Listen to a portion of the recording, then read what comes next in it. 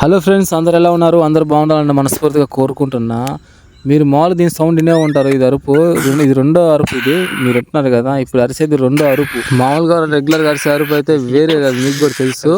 ఆ సౌండ్ అయితే నాకు చాలా ఇష్టం, కానీ ఇది రెండో అరుపు కొంచెం డిఫరెంట్గా అయితే ఉంది. గొడ్ల గోబల్లో కన్నిట్లకి ఇదే లాస్ట్ చిన్న గొడ్ల గోబ. ఇది చిన్న గొడ్ల గోబ అయినా ఇది ఎక్కువ పెద్ద సౌండ్ అయితే ఇస్తుంది.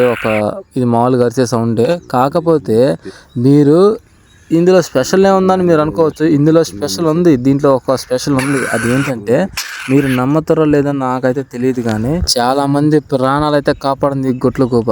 అలాంటిది అనమాట ఇది. ఎందుకనంటే అది నైట్ టైం, ఇది ఎక్కువ నైటే తిరుగుతుంటది, నైట్ ఎక్కువ మేస్తుంటది. ఇది రాత్రులు మాత్రం ఎక్కువ వేటాడద్ది డేలో కన్నా. డేలో వేటాడేటప్పుడు దీనికి సరిగ్గా కళ్ళు కనిపించవని అంటారు అందరూ.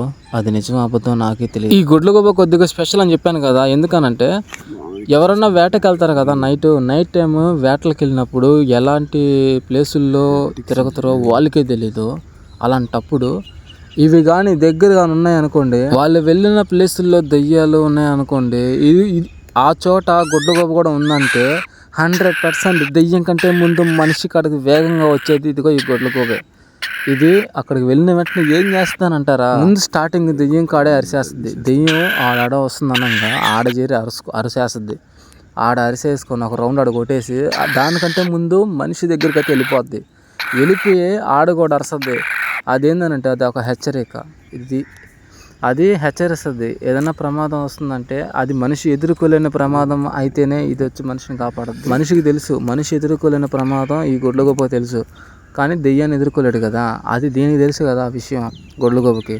అప్పుడు ఇదేం చేస్తుందంటే, దెయ్యం మనిషి కాడికి వెళ్తుందనంటే, ఒకవేళ ఆ ప్లేస్లో గొడ్ల గోబ ఉందంటే తొందరగా వేగంగా వచ్చేది, దెయ్యానికంటే ముందు వెళ్ళేది ఈ గొడ్ల గోబే. అందుకే నాకు ఇదంతా చాలా ఇష్టం.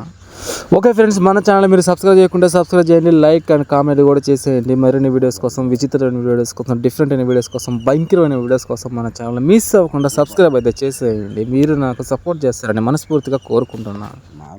ఎంతసేపు ఈ వీడియో చూసినందుకు, మీ టైంని నా ఈ వీడియోకి సమయాన్ని కేటాయించినందుకు థ్యాంక్ యూ సో మచ్. మీరు ఒక్కరే ఉన్నా మీకు థ్యాంక్ యూ సో మచ్. మీ చుట్టుపక్కల ఎంతమంది ఉన్నా వాళ్ళకి థ్యాంక్ యూ సో మచ్.